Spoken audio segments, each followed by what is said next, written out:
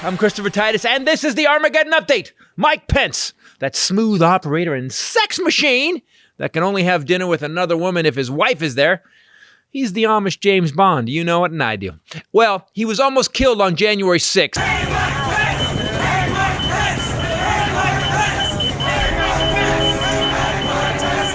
Maybe that's why he kind of denies January 6th ever happened.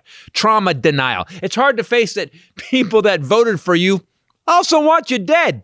Pence said recently that one day in January doesn't represent the 70 million Trump voters. Yeah, but Trump did represent them.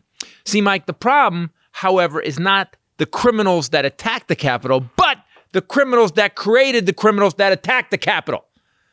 Mike Pence believes it was an unfortunate day, a tragic day in history. The media is using it to distract from Joe Biden's failed agenda. Distract? Okay, Mike, listen.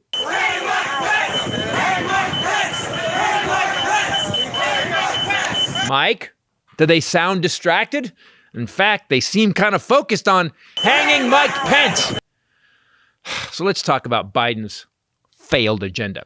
Joe Pop Biden took over on January 20th. He's been in office roughly 270 days. And in those 270 days, he mobilized the country and we got 200 million people vaccinated. And worldwide, there are 6.2 billion with shots in arms. Since Joe Pop Biden took over, we've added 4.5 million new jobs. When the fat loser guy left, the economy was tanked due to him dropping a deuce in his Tempur-Pedic over the COVID crisis.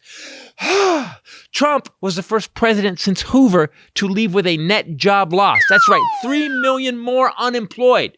And Mike Pence, you were his backup. Biden's ended our war in Afghanistan. It wasn't perfect at all, and we lost 13 soldiers. But those soldiers were part of the reason no one else died, except for the innocent family we predator droned. However, we got 140,000 people out in the biggest, most successful wartime airlift in history. And as good and as bad as leaving Afghanistan was, Biden administration took responsibility for the mistakes, which is something sweet potato Hitler never did. And yesterday, today, and tomorrow, no troops are going to die fighting in a hellish foreign desert for absolutely no reason. Also, after hearing about Infrastructure Week for 4 years from Fat Orange, infrastructure, infrastructure, infrastructure, infrastructure, infrastructure, infrastructure, infrastructure, infrastructure, infrastructure, infrastructure, infrastructure, we actually now have a bill for the Republicans to block. After years and years of Infrastructure Week, we're on the cusp of an infrastructure decade that I truly believe will transform America. We have a bill to protect voting rights and a bill to rebuild our country. We currently have a select committee that subpoenaed the clown car of insurrectionists, the Larry, Mark Meadows, the Curly, Dan Scavino, and the Mo of these three stooges, Steve Bannon. And I know they're going to refuse to appear. And if Merrick Garland can grow a pair and arrest these treasonous, seditious morons, we may actually save democracy.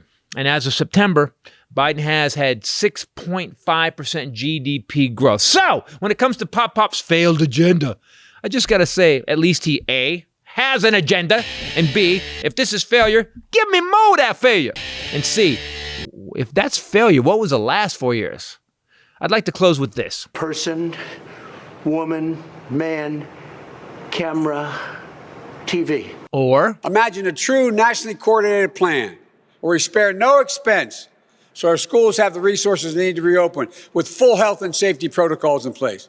Imagine every small business getting a restart package that helps cover the cost of installing plexiglass, providing PPE, and more to minimize the risk of exposure for customers and workers.